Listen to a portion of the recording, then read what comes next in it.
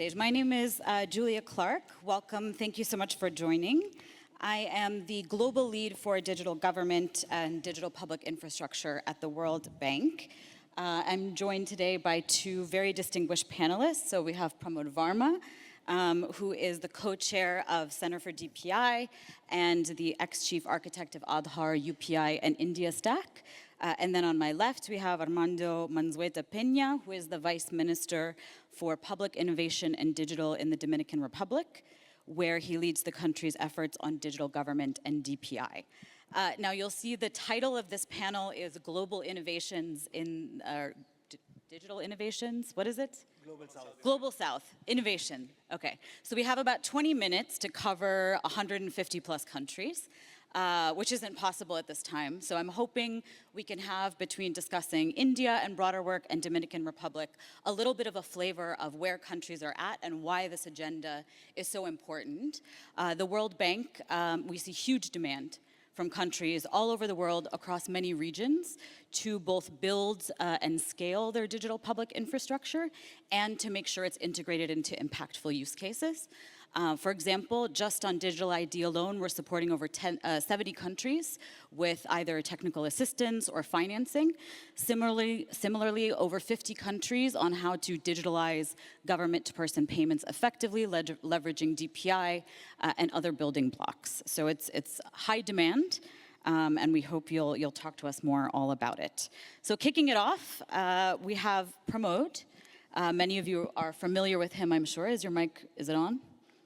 Looks like it's on. Okay, wonderful. Yeah. So India obviously is recognized as a leader in DPI, but for those who aren't as familiar, can you tell us a little bit about some of the big impacts that you've seen and also what is the next frontier?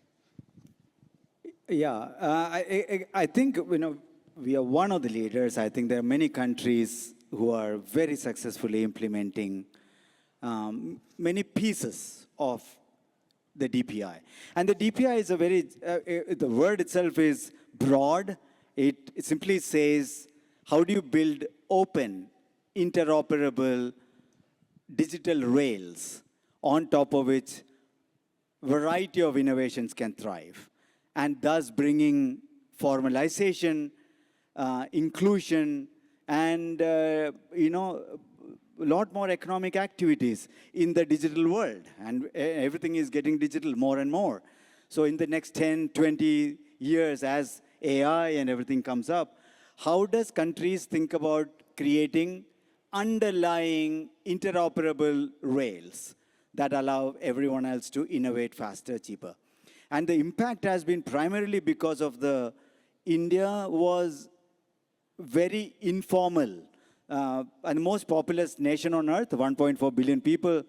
And in 2010, most people did not have bank accounts, less than 20%. Nobody could join capital market like mutual fund savings. Nobody can get insurance. Nobody can get government benefits, social protection.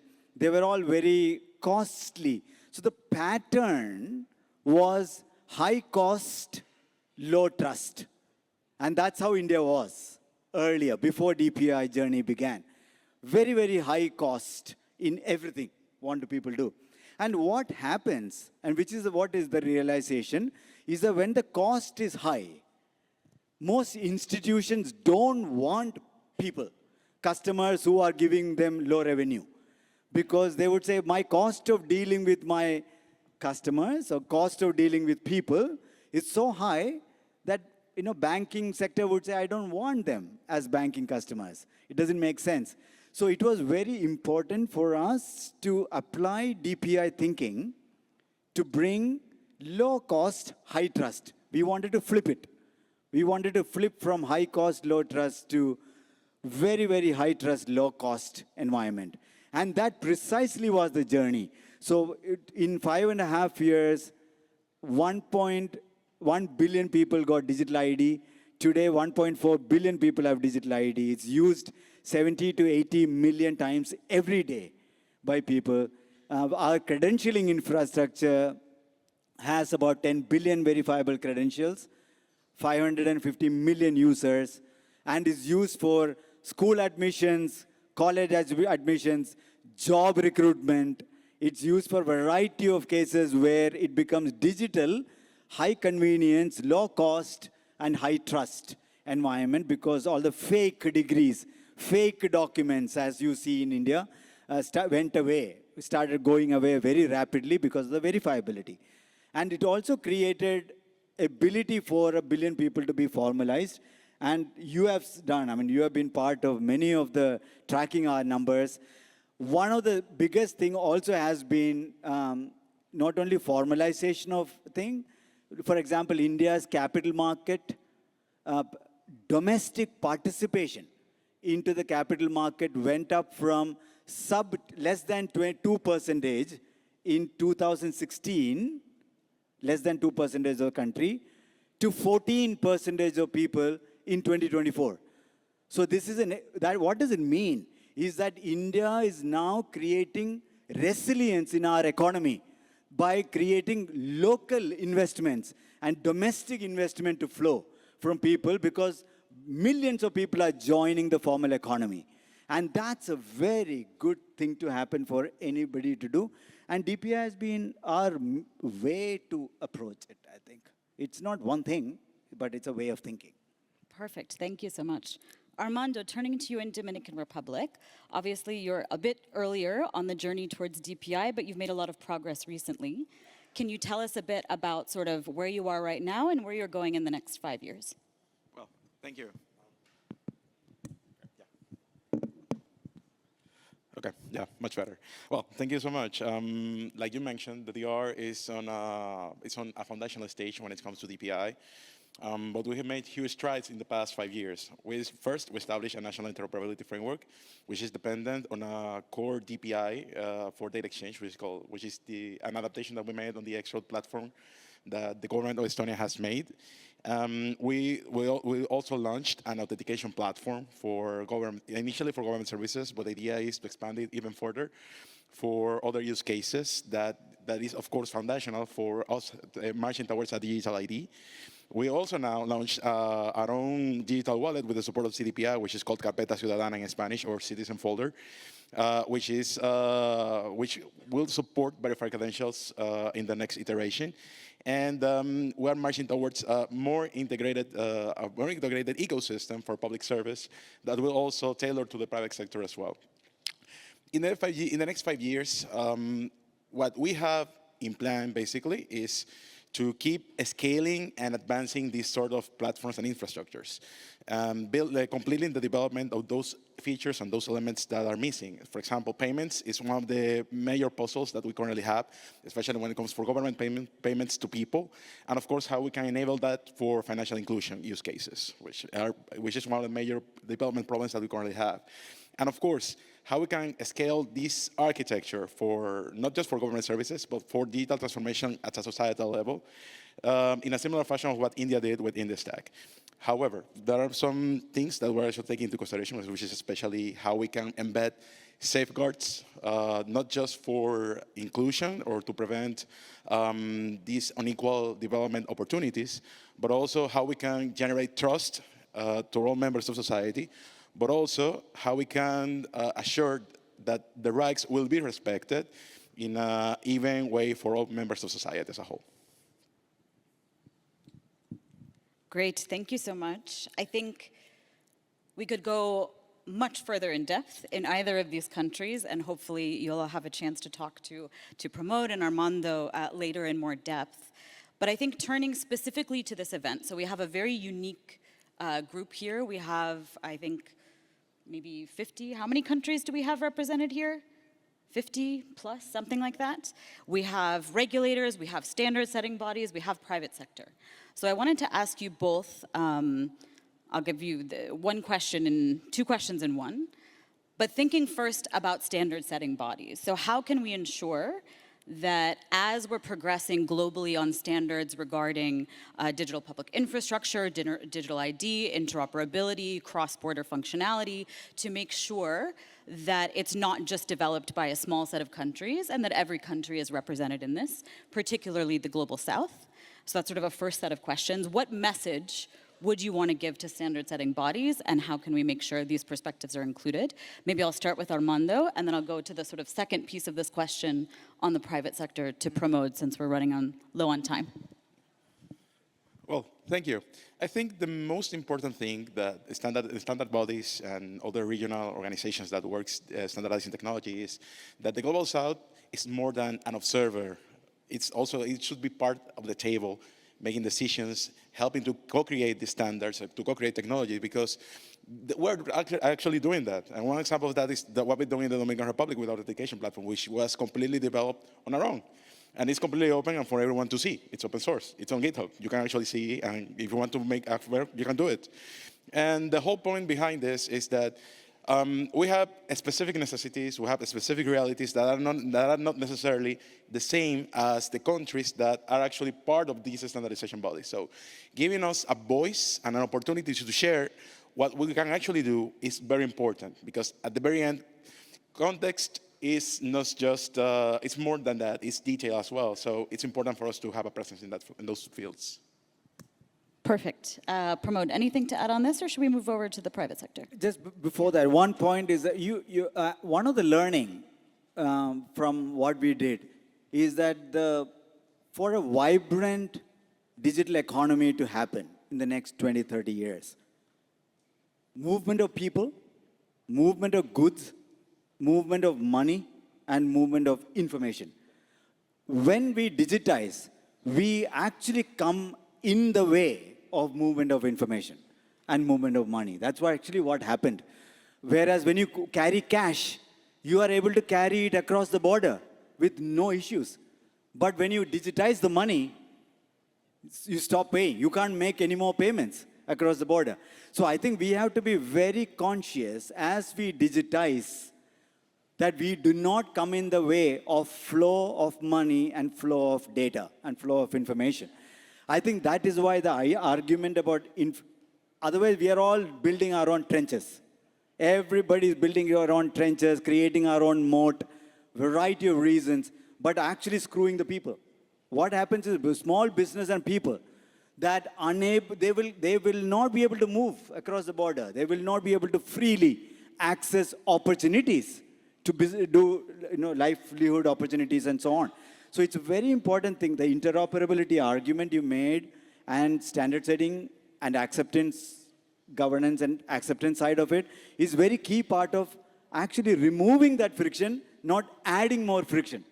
So I think I would argue that we should look for more universality of movement of money and movement of flow.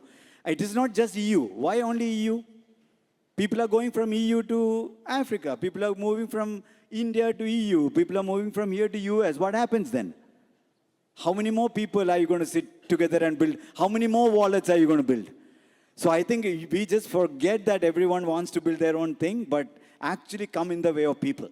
I think so we have to really give a choice to the people of movement of money and movement of flow.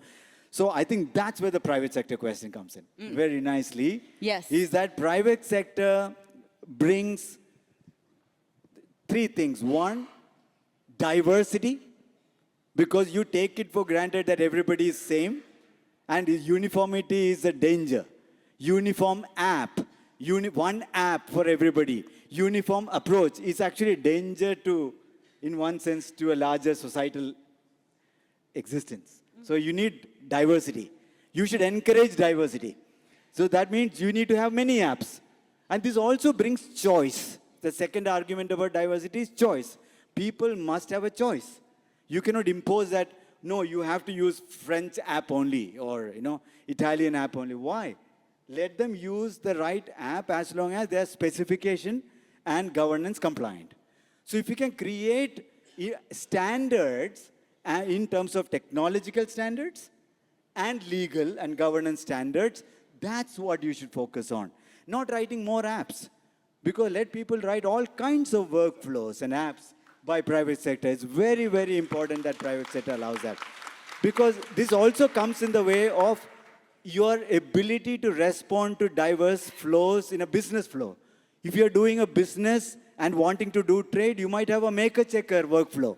You might need 2 people to approve it and authorize it. who is going to build all these things? Government?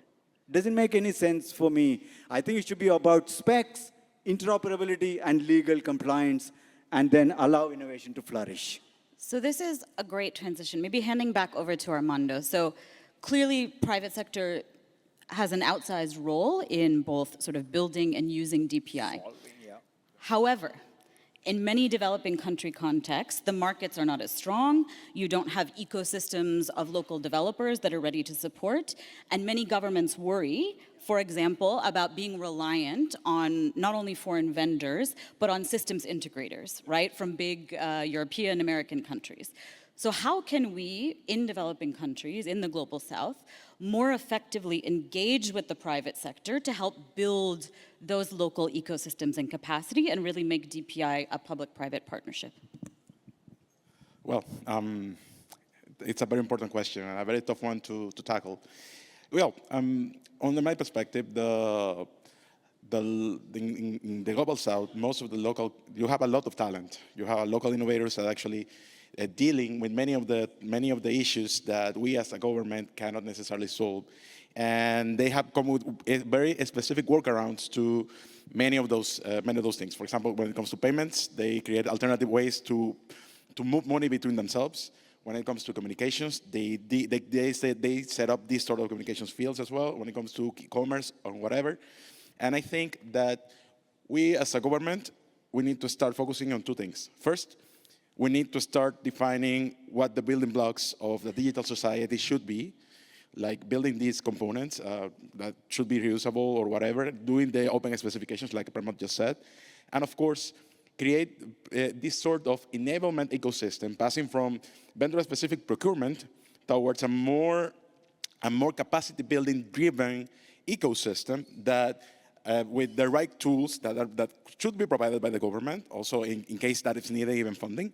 So people can actually start creating their own, creating solutions that can be integrated into what the government is actually doing to go beyond what government can actually reach. Because the importance of having this sort of ecosystem is it's exactly just that. The government cannot do everything or everything or anything at once. So we need to have this sort of framework that we meet the most important and most basic stuff that we should provide to the society.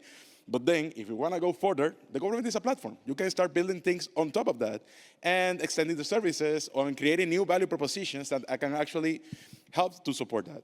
And one specific example from the Latin American region that we're doing that is one project that's been supported by the World Bank, which is called Global Citizen, which is focused more on ID systems and authentication and verified credentials, that we're just setting up, that would be like these core platforms where everyone can actually start building things, and the private sector, of course, should play an important role into expanding what's being built on that front. So the whole point is that government should be enablers of ecosystems, should create the right conditions for startups to grow, for local innovators to start thinking and doing stuff, and having this standardized framework, having these sort of core platforms will allow just that, to create more value for everyone and to have a better society in the very end. Thank you so much, Armando. I think that's a perfect place to end. If everyone can join me in thanking Armando and Pramod, we hope you enjoyed the session. Thank you, Julia. And please do come find us, find me, and connect with many others who are here to get broader perspectives on DPI from the rest of the world. Thank you all so much. Thank you. Have a good day.